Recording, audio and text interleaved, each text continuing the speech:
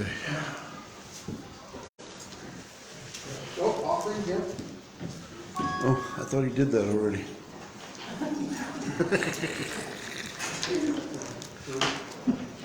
You're gonna give double? I give double. I'm running out of chairs and room in Ezekiel's class, so that's a good thing. Yeah, amen. More chairs? Well, the one that Monica picked is like broken. So. Great.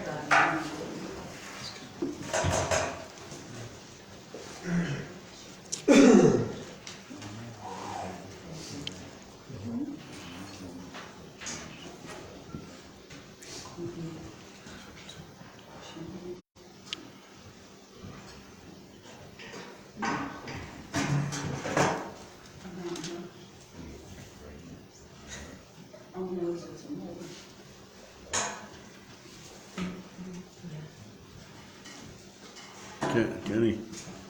Hello.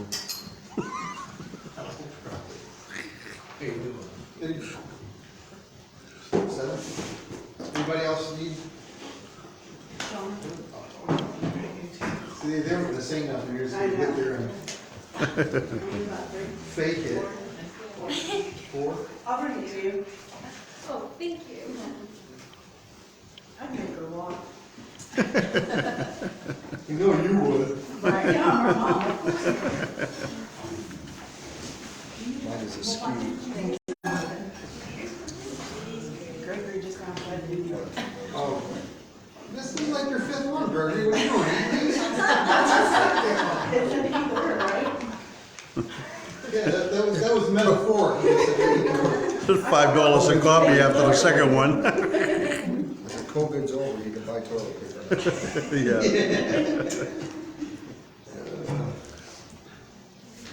All right, any questions on anything leading up till where we are, which is chapter 7, by the way? We read the introduction portion last week. We didn't actually get to any of the verses yet, so chapter 7, verses 1 through 3 is where we'll start. Page 59 on the handout if you're not sure. So where would you say, Pastor, that we are starting at chapter 7?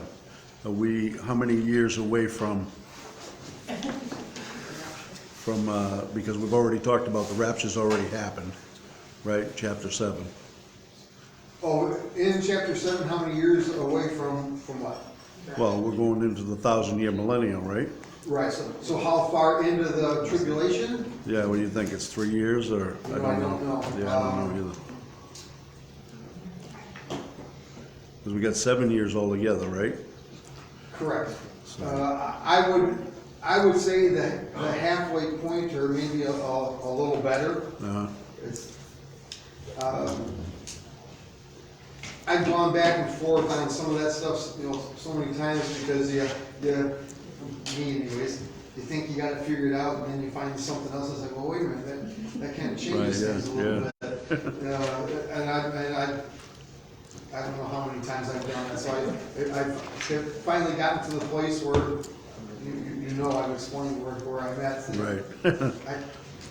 I don't worry about, it's interesting to me, but whether this happens in 3 years or 3.5 or 6 years or. It's all in the Lord's hands. Yeah. Yep. Doesn't change anything. Yep. Nothing at all. The only consistent part of it is that I'm not going to be here. That's my plan anyway.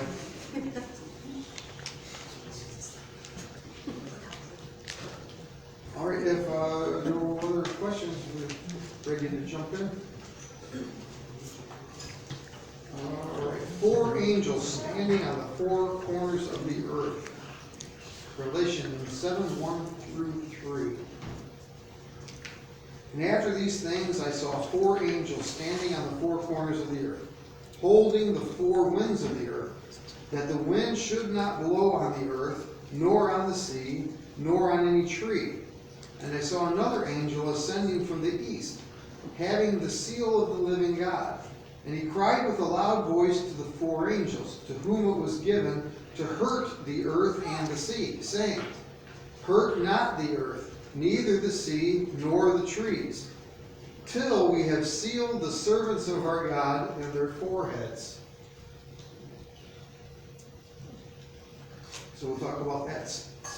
Actually, that last statement there is where we're going to begin.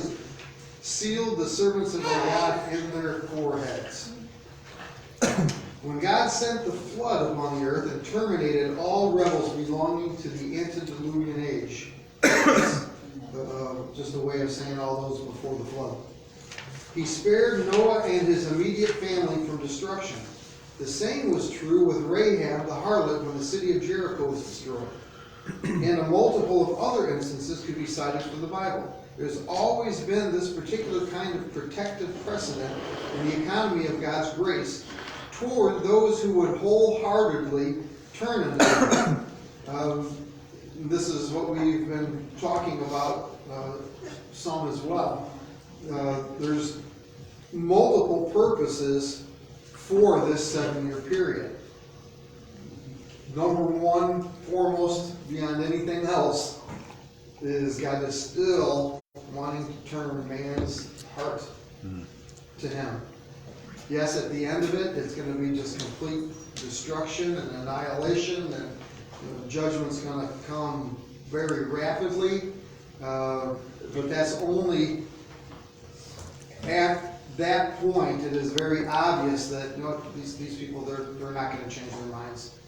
The ones that are left, and why this is happening, after everything that has just happened, they're just not going to do it. But there's always that chance and that hope that that's the case. But it's going to reach a point, people are in their hearts, that's it. Nobody else is going to turn. So the intent is, not only is it judgment on sin, but like I said, number one, foremost, God is, everything He's done throughout the Word from the time of the fall in the garden has been directed towards bringing man back into relationship with Him, giving him the opportunity to make things right. And the tribulation is no different. That's really the main goal that God has for people. But when that doesn't happen, then yes, it's going to be judgment on sin. And there's going to be no stopping it. Hey, Pastor, I know we've already passed that one. Who he is talking about when we just read that one, the last sentence that they said, we have sealed the servants of our God, and therefore is that those people that left behind, that is who he's talking about? Well, we're going to get into that. That's the next. Okay. I mean, literally, that's the next part for us. Oh, okay. But yeah, this is people during the tribulation period, but it's just a specific group of people, and we'll see that here. Yeah, okay. That's what I thought, I was Let's see. confused. Yeah, in a similar way, God's mercy will be extended to the 144,000 Jews during this time of Jacob's trouble. So that's one of the descriptions that was given about the tribulation. A furnace for the melting of Israel, time of Jacob's trouble. I forget what. There were several references to this time, and that's one of them too. And they're all again intended to first and foremost reach Israel, but then anyone that would accept. Let's see. There are tribal names and numbers given of 12,000 which will be saved from out of each tribe of the whole house of Israel. That God should choose to extend mercy to many literal sons of Abraham is not hard to understand. Nor is it paradoxical that they are to become intimately associated with Christ in some prestigious function as indicated in chapter 14. For from the call of Abraham to leave Ur of the Chaldees at the age of 75 years, it became obvious that God was raising up a people for a specific purpose. The land of Canaan has been the only land area to be given by direct promise of God to any particular race of people. The children of Israel have failed their God many times, only to suffer dispersion. They have been banished from their homeland, disenfranchised, segregated in the ghettos, hounded, persecuted, and slain. Much of their long existence as a race, they have wandered from country to country, from continent to continent, yet they still remain a full-blooded, distinct race, a most peculiar people. God, in His omnipotent, almighty, and infinite power, has decreed Israel to return again to the land of their fathers. And you see all the verses there regarding that. The passages of scriptures which related to Israel's final return home are too numerous to mention at this point of study. This return of the Israelite nation back to their homeland is most significant because it determines the course of this present age. After approximately 2,000 years in exile, the wandering Jews return, wrung with emotions compatible to those of their forefathers when they first became possessors of the land hundreds of years before. This return of Israel, however, is to be met with the most eventful and awful period of her entire existence. Her own holy prophets call it the time of Jacob's trouble, furnace for melting Israel, time of trouble, day of darkness and gloominess. It will be during this time that Israel will be besieged by at least 10 Gentile nations. The king or leader over these nations will be none other than the notorious personage who occupies such an important role in both the Old and New Testaments. The prophet Daniel speaks of him as the little horn. Paul the apostle, in writing to the Thessalonians, refers to him as the man of sin. Apocalyptic symbolic order calls him the beast, and in the first epistle of John, the more modern and well-known term Antichrist is used. I was waiting to kind of see if he was going to talk about that because I couldn't remember. I don't think that he is here. I wish I had the figures. I've looked at this before, and I just don't recall what they are. But Scripture is talking about, and he's referring to here as well, is a return of the Jews back to Israel. That's been going on for, let's see, well, probably really strong when they officially became a nation again. What was that, 1940? 60, or that was in the, 7? it was after World War II, because It was in the 40s. 7, I think it was 47. 45 or 47. Something like that. So once that happened, and it's still going on today. That's what I'm trying to say. So for all this time, from all over the places that they had been scattered to, because of the persecution that they've gone through, all over the world, they've been making their way back there, and Israel has been being built up. Unbelievably. I couldn't even begin to imagine what they have there in terms of money. And I probably stated this before. When I was a teenager, I worked at a printing company, and a Jewish man owned it. And come to find out that they all are still doing this. He did all of his banking. That place was in Hammond.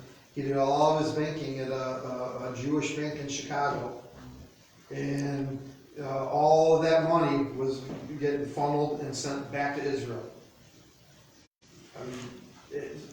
That was him. So all of these Jewish business owners and people, they're working here and making their money here, but all of that money is going back into Israel, and they're still doing it.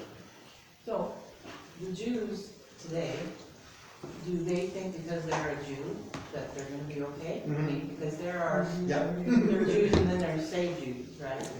Christ following Jews. There are those that understand and have recognize who Christ is and are Christians.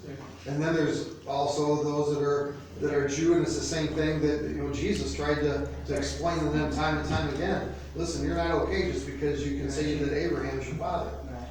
You know, just because you can trace your lineage back to Abraham, the promise that was made to Abraham, you're not doing what you're supposed to be doing, and you're not accepting who I am. You know, he told them that many times. But they still think that simply because of their bloodline that they're okay. So They're like the that's, Pharisees of the old days. yep.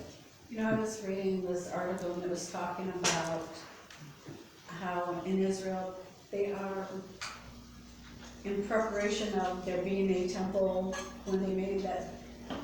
All the supplies all the have temple been worship. gathered there.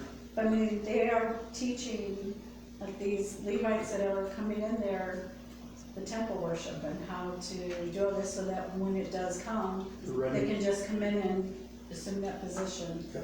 And you can just see all the stuff, how it's. That's what I'm saying, that if, right here, I mean, in the very day that we're living in, the things that are happening, that are lining up for what we're reading right now in the Word, it's like, here it is. You know, it's the stage is set. Vicky gave us a date of May 14th, 1948. What's that? Vicky gave us a date of May the 14th, 1948. 48? I knew it was in the 40s, I wasn't sure. Yeah. That's, tough. All right, Vicky, get off of Google and pay attention. She answered. That's what she said, ask Google.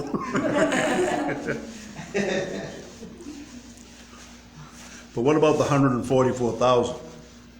What about? Are they believers in Jesus? Are they? Yeah, Yes, they will be. they will be. Yes. Okay. At the time, and this is what he was, when we started 7, why we went through kind of a pretty long description of some things before actually getting into the scriptures, because chapter 7 is kind of placed in there between events that some of the things that are talked about, it's like, well, the timing doesn't, if you try to look at chapter 7 and keep putting things in a order in terms of time, it doesn't work out. It's just like, wait a minute, this ain't right. And that's because chapter 7 is informational, really. He's just like this here with the 144,000. He's describing and giving us information on this.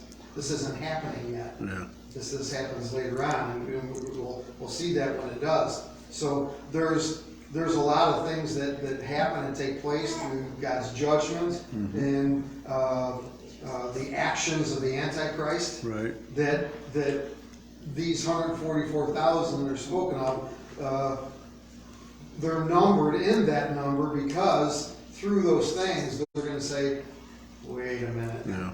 we see what's going on. Yeah. Because most of the Jews in Revelation, like, they're gonna pretty much accept the Antichrist, are they not? Like, Many are, just like, the rest of the world, they're gonna, and this is where the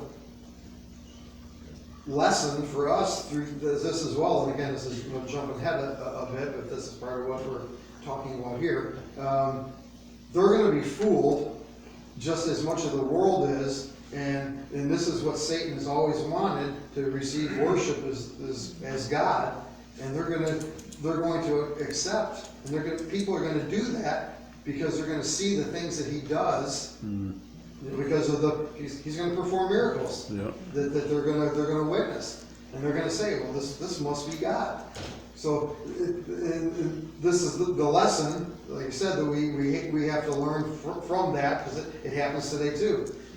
You can't always just go by what you see on the surface of things and accept things at face value. You know, what's the old saying? Don't believe anything you hear, and only half of what you see. Yeah. Because it can be misleading. So they're going to go based on miracles or actions or whatever, even though these other actions that he does are going to be going completely against God's word, totally out of order of the character of God, but because they see, a miracle, oh yeah, he's got to be God. That's it. Don't go by that. And it's going to be a little more difficult at that time. I obviously have no way of knowing, but I would venture to say that the availability of the actual written word is probably going to be pretty slim at that time. The Antichrist is going to do everything that he can to make sure that isn't around. So I don't think it'll be available. So to have something to go to and to guide you, they're just going to have to go based on whatever they already know, if they know anything. But we got no excuse. We've got the word. We have it available to us. So we need to take advantage of that so that we can recognize too, because there can be sometimes things that happen, and it may look one way, but when you start comparing and lining it up to the word, it's like, no, wait a minute. That's there. Yes, it looks this way, but I can see here that something's not right. And if something's not right, none of it's right. No matter how it appears at face value. Well, and it's interesting that let's say the 144,000 Jews, is we kind of all know that the Jews are based on the first 5 books of the Bible, right? So where does Revelations, or where does the rest of the New Testament come in for the Jews? Even though the Old Testament does refer to Jesus. Yeah, they stand mostly on the Pentateuch, The Pentateuch, the first five books, and then they also probably have prophets Psalms and afterwards, Proverbs. They accept that as well. Yeah. But yeah, what's the New Testament, the church and the Holy Spirit and all of that. Yeah. They don't pay any attention to that. It's got to be hard, Jesus is returning, but you don't really know Jesus. No, for sure. But that's these 144,000 though. Because of what's happening, their eyes are going to be open, and they're going to say, this is what we were warned about. This is it. Yeah. And it's only 144,000 Jews that are gonna have that realization that. Yeah, you know what? Whether it's complete over all of the time of Revelation, that I don't know. It is going to be those specifically at that time that what we're talking about here, those things start to happen. As that happens, whether there's others that will come in because of what they see happening to the 144,000, it's going to be kind of like it is for those that didn't go on the rapture that are here, that because of the events and they see what happened with the church, that they're going to recognize too, so people will be saved. So I think it's going to be kind of the same thing with other Jews. So if you have everybody of the Gentiles, and then you say, okay, the church, they went in the rapture, they believed and they made it at that time. Well, there's going to be how many more of Gentiles because of what they've seen happen and recognize that they're going to be saved too, but they're not going to be a part of that. They missed that initial rapture, the first rapture. So same thing I think with the Jews. There's going to be those that are going to recognize and hold on, and then God's going to take them and protect them, and Satan's going to attack them and not succeed. And all the other Jews in the world are going to be watching this. Well, they missed that initial, come in the fold now time, but that doesn't mean that they won't make it too. It's just going to cost them something. I thought the 144,000, what they were to do is they were kind of commissioned to go out and.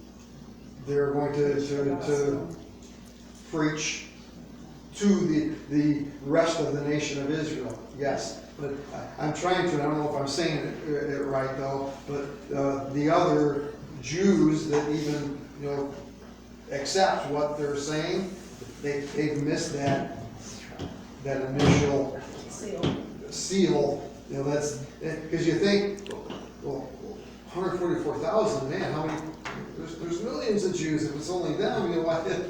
That's why I was Kind wondering. of stinks to be Jewish, don't it? Well, that's why I was wondering, because like even with I had always assumed that like the Jews as a whole were going to accept, the Antichrist as like, that's because they don't believe that Jesus was like that. That's Many this is will, just simply because of that. They're stubborn as stubborn. I believe this my whole life, and I ain't changing. Yeah, and I'm always kind of torn because I know biblically the Jews and God's chosen people and Israel's God's chosen nation, and but it's at the same time how they rejected I know it's not popular to get into these days or to get you people, the bottom line is the Jews, what you were just saying, they wield enormous power in just the banking industry or Hollywood or what. I mean, it's not popular, you're not allowed to talk about it, but it's just the truth, and it's I don't know, like I said, you see how the enforcement aspect of all this would be easy to with the mark of the beast and not being able to buy or sell them. If they're these people that accept this guy that's the Antichrist, they're the ones running all the stuff at the banks. It's real easy to to have control over that. Yeah. Yep. And the world's economy. Oh, yeah, no doubt. So now, wasn't there supposed to be I know it's 12,000 from each of the 12 tribes. Right. Wasn't it specifics of these people, they had to have a certain criteria of their lives, they had to be, obviously it wasn't women that were part of that group, it was, I think I may kind of know what you're talking about, but they weren't allowed to be married, they had a. yeah, I don't remember enough detail of that, and I think in some of that is symbolic. Well, We'll get there. I mean, that probably won't be for a while, because I think it's a few chapters before we get to that, but we will get to that. Okay. Vicky has a question. I can't hear her.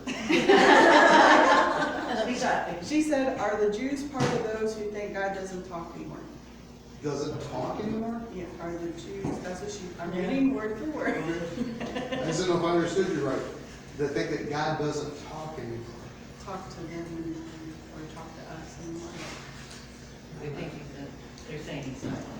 Yeah, I don't know if I've Ask for heard children. that. I'm not sure on that one. I don't, if they believe that, I can't say that I knew that they thought that way. Oh, she's typing it in.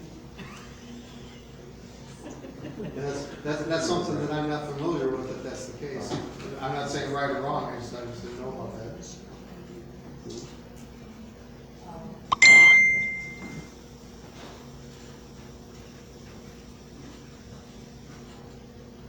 I mean, that, for what we'll call Orthodox Jews or traditional, that would make sense, because, after what God gave to Moses and some of the prophets at that time, then, yeah, they don't really accept anything else after that.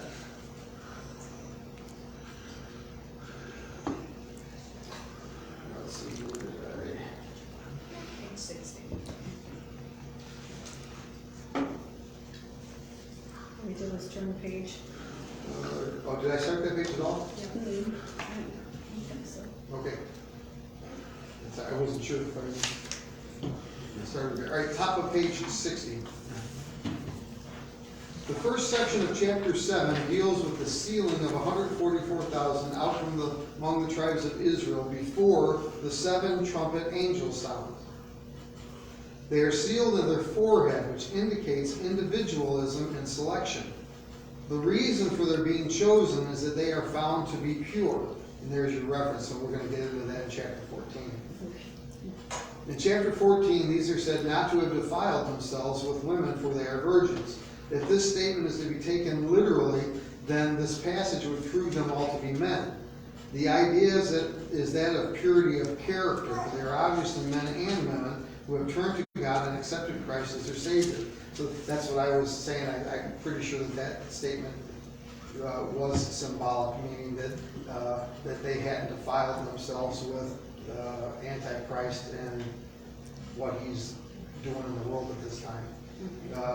Because some, because of what they see, the miracles and that, they're going to worship him. You know, once they've done that, they've sealed their faith. So these, just like Shadrach, Meshach, and Abednego, you know, okay, King, I see what you're doing. We don't recognize you as God, and we're not bowing before anybody as God. So the Jews at this time are going to recognize by what's happening and say, you're not God. And they're going to realize that he's the Antichrist, and they're not going to worship him. Those that do, they're out. So saying that they're pure and haven't defiled themselves, I believe that's what that references to. That was the 144,000 Jews, right? You're talking about, because they are a virgin and never, like you said, it's like in Daniel's, never, they're not going to worship the Antichrist. Correct. Because they are the ones that... They wake up and realize what's happening, and they're like, yeah, we're not having any part of this.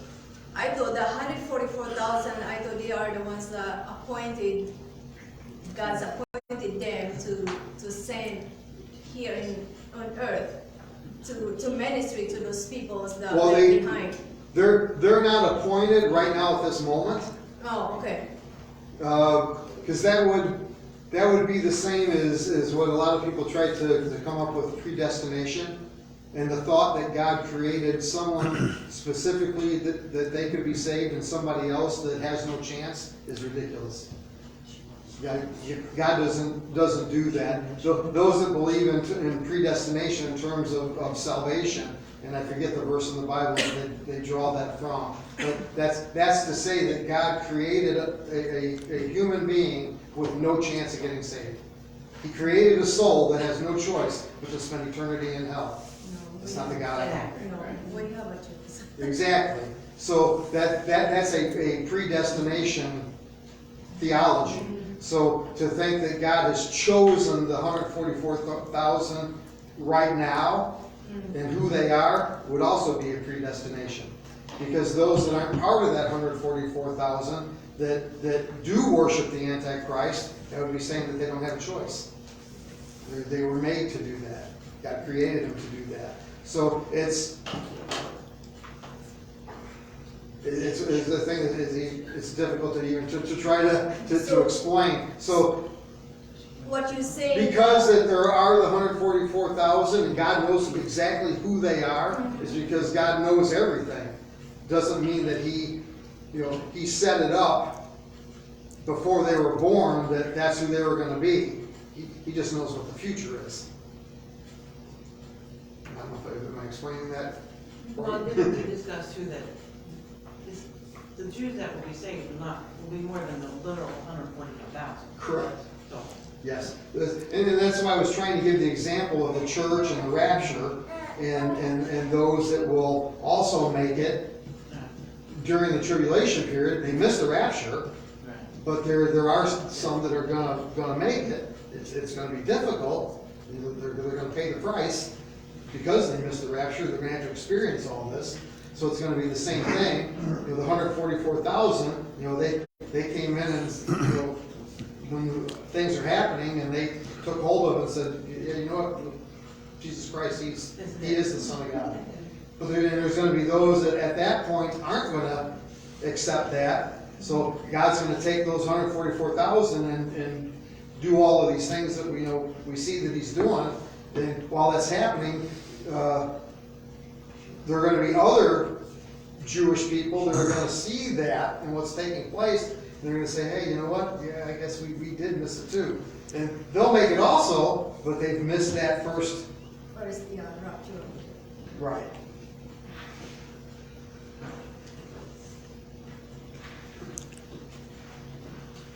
Let's see. It just makes you wonder what the purpose of a number is.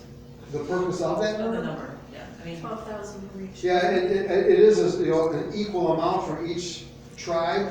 but it's not gonna be only Jews that be saved, you know, so. Do what now? They're not limited, the Jews aren't gonna be limited to the 144,000. No, this is part of what I was saying, After that that, God knows right, the future and what's going to happen, and that is what's going to happen. So he's revealed it here that it's going to be 144,000.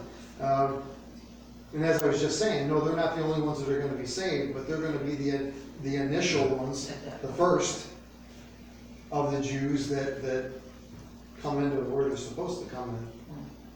That I would compare them to the church that goes in the rapture, the 144,000.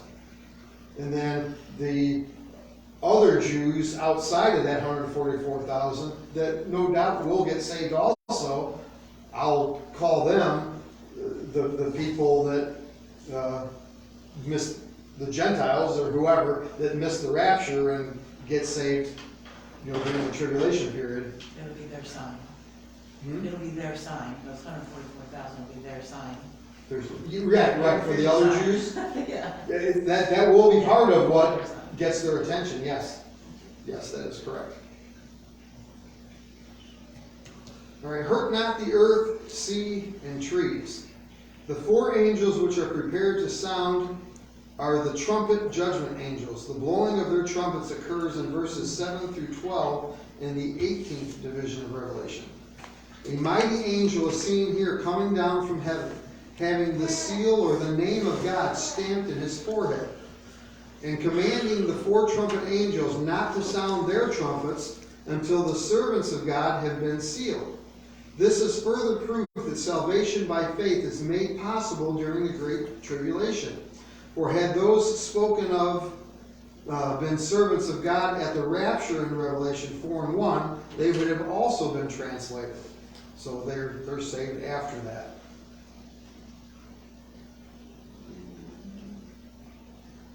Does everybody understand what we've been discussing here, or anything I can do to try to clarify it better? Sometimes to try to, I know what I'm wanting to describe, and trying to say it the right way doesn't always work. Always work. If I don't understand, I always ask. Okay, that's good. That's what I want everybody to do. Yeah, Right? I won't let you pass. All right, let's see, verses 4 through 8 then. So then I heard the number of them which were sealed, and there were sealed 144,000 of all the tribes of the children of Israel. Of the tribe of Judah were sealed 12,000. Of the tribe of Reuben were sealed 12,000. Of the tribe of Gad were sealed 12,000. Of the tribe of Aser were sealed 12,000. Of the tribe of Naphtali were sealed 12,000. Of the tribe of Manasseh were sealed 12,000. Of the tribe of Simeon were sealed 12,000. Of the tribe of Levi were sealed 12,000. Of the tribe of Issachar were sealed 12,000. Of the tribe of Zebulun were sealed 12,000. Of the tribe of Joseph were sealed 12,000. Of the tribe of Benjamin were sealed 12,000. There is no reason for mystifying or transcending ordinary biblical understanding concerning the identity of these 144,000 redeemed saints. That they do not represent the church is very clear, and that the church was raptured prior to this event. In Revelation 4:1. These are sealed between the 6th and 7th vial so as to protect from the trumpet judgment. This proves that they are still on earth while part of the judgments occur and cannot represent the church. for the church is to escape the total period of the Great Tribulation. And there's the references for that. That these 144,000 do not represent the Gentiles is clearly understood. For without exception, when the name Israel appears, it always relates to those who are racially descendants of Jacob. Most people know this. Who tried to steal in on this concept at one point of the 144,000? Jehovah's Witnesses, wasn't it?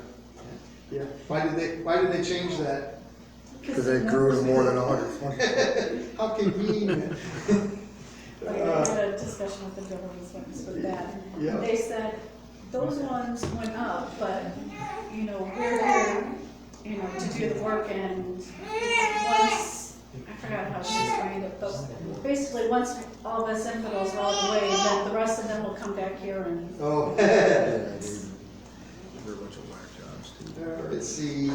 The literal interpretation here is held by premillenarians. Is that a word? Millenarian? And for the most part, post-millenarians. And millenarians agree that these passages of Scripture can only refer to the literal seed of Jacob, namely, national Israel. As God reserved 7,000 men unto himself during the time of Elijah, in a similar way, he reserves 144,000 from the tribes of Israel during the time of Jacob's trouble.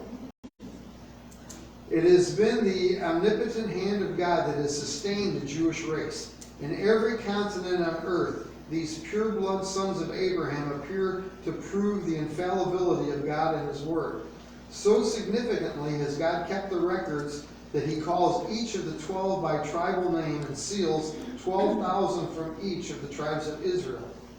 There has been much concern as to why the tribe of Dan is not mentioned, for they are as much an Israelite as the rest. Many have explained that the omission is because this tribe went into early idolatry. For this reason, some have come to believe that the Antichrist will perhaps come from the tribe. That's speculation. Whatever the reason in leaving the tribe out of this honorable position bestowed upon the other tribes, the Scriptures do not say. We do know that Dan will be restored along with the rest of Israel during the millennial land grant, where the tribe of Dan is mentioned first. But his portion of land is the farthest from the millennial temple in the extreme north. The 144,000 are caught up from the earth and are seen standing on the heavenly Mount Zion with Christ in Revelation 14:1 through 5. There is very strong reason to consider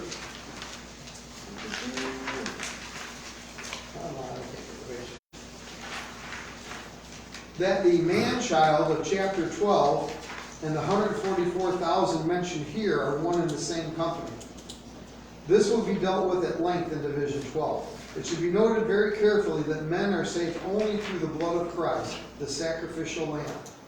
While it is true that before Christ came it was necessary for men to bring a lamb or some other blood sacrifice and offer it before God, the central truth of all redemption is procured through Calvary and the shed blood of Christ our Redeemer. All shadows and types given in the Old Testament were dependent upon the Christ who would come. Those from the old order look toward Calvary and coming redemption, whereas all born after Christ can look back upon the completed work of God's grace.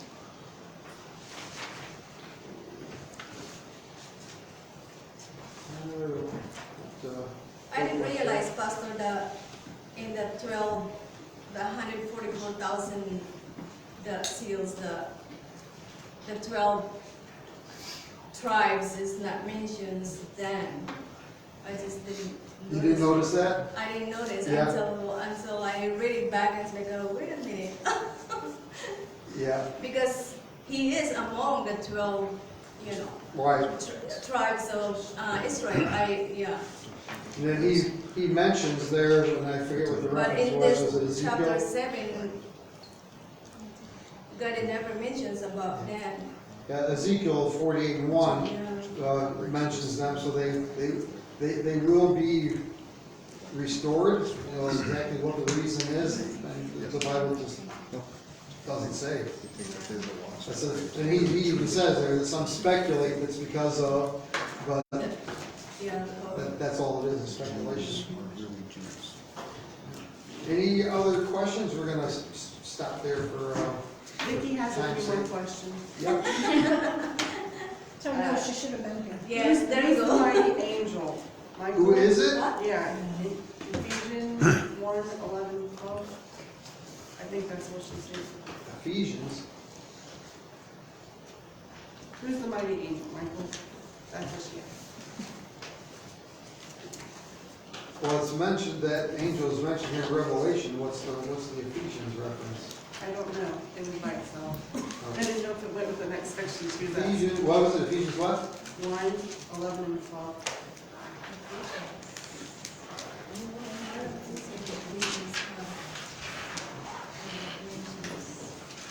I could be asking wrong. That doesn't have nothing to do with angels. So. Yeah. Okay, well then, who's the mighty angel? Oh, or was she bringing that comment in about predestination? Yes, that's what she just said. Huh? That's what she just said. So is the seal? So what is her question concerning the predestination?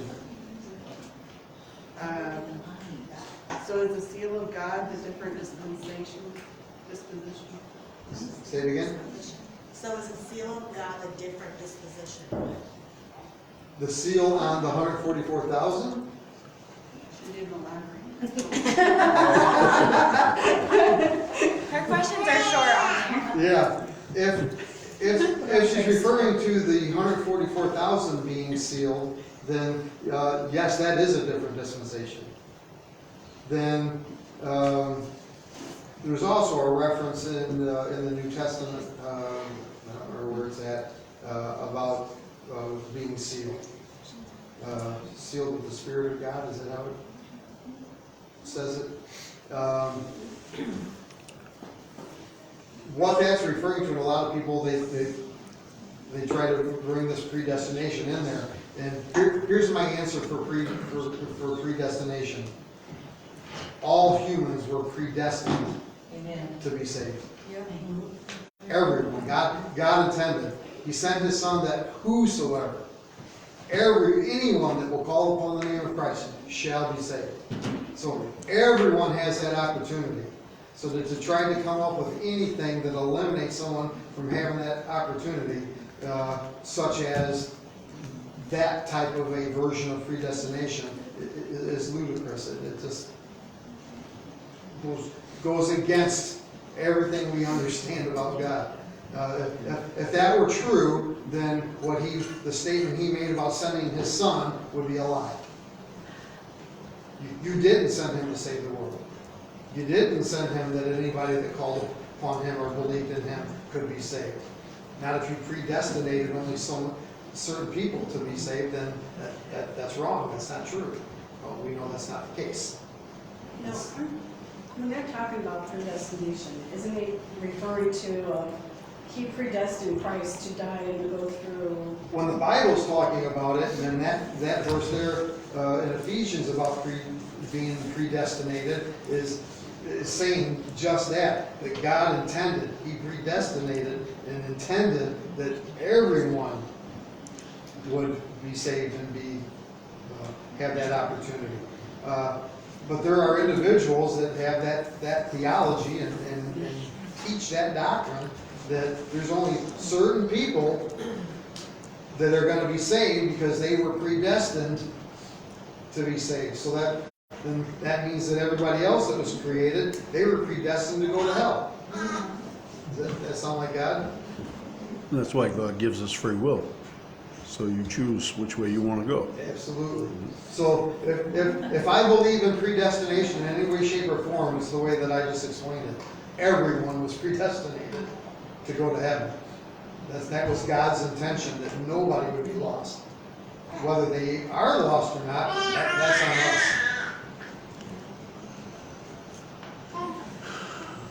Did she say anything else, or was that answer her question? I don't know if she had a different intent or not. She said the scriptures of Ephesians was because you said you couldn't offhand remember what scripture. Oh, okay. She was giving me the reference. Okay, Yes. I got it. Yeah, and that is they'll use it. there's that, and then the other one too, where it says, talks about being, sealed by the Spirit of God. And people take that to try to mean that too, that, well, they'll use that to try to back up on one side, we say doctrine. Well, if you're sealed, then they can't, that's it, you're sealed, it can't change. Well, no, if you come into Christ and you're meet the requirements that we're supposed to, you are sealed. But you can also choose to walk away from that.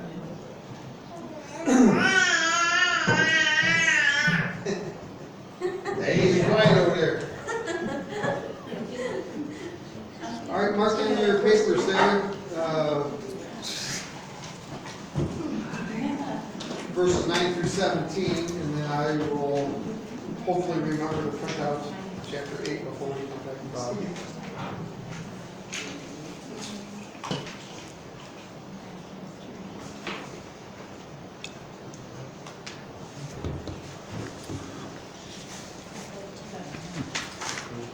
All right, don't forget Saturday, 8 o'clock, we'll have our work day here. Take a look here when we get done, and I'll try to see what we have for supplies for painting and stuff like that. You gotta get the paint, right? What's that? You gotta get the paint. Gotta get the paint. I hadn't gotten it yet because they were going back and forth as to what they wanted to do for Color? color. Yeah. So we'll see there. I think they were saying they were going to go ahead and do the gray. Doesn't matter. For us men, it ain't a big thing. So I'll see what that was. Hey, you skate? Are you making announcements? Yeah. Did you ask about her Friday? No, I didn't. I was trying to find out if any of you ladies or anybody could come over tomorrow night or Friday night so we can get that room prepped and stuff cleaned out of it so that way they can come Saturday, we can just start painting. Okay.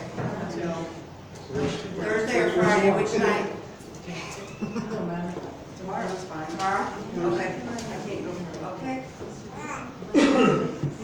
I'll be here Tuesday from work. Do that, and then, gonna see, we should still have some spackle from the painting last night, touch up some holes and stuff. There's like 2 5-gallon buckets in the furnace room. Spackle? Yeah, I don't know if it's any good. Is what? No. I think there's white out in the pole barn, but it's no good no more. I don't know about white. I know there's some stuff in the Yeah, there's some stuff in there. I don't, furniture. we'll have to, Do you want me to check to see what supplies are here, like, you know, I'm painting? Yeah, that's I'm gonna be fine. here tomorrow. Yeah, it's fine. I was gonna go there, I know that one side room. Is that what the paint is that we have? it's in the side room by the stairs going up into the Baptist We'll room. see what that is. There's some in the furnace room too, before I order. I don't know if that paint is what has been here, or if that's from. No, that paint's been here I forever. thought so. Probably better not to use. Get rid of that. Yeah.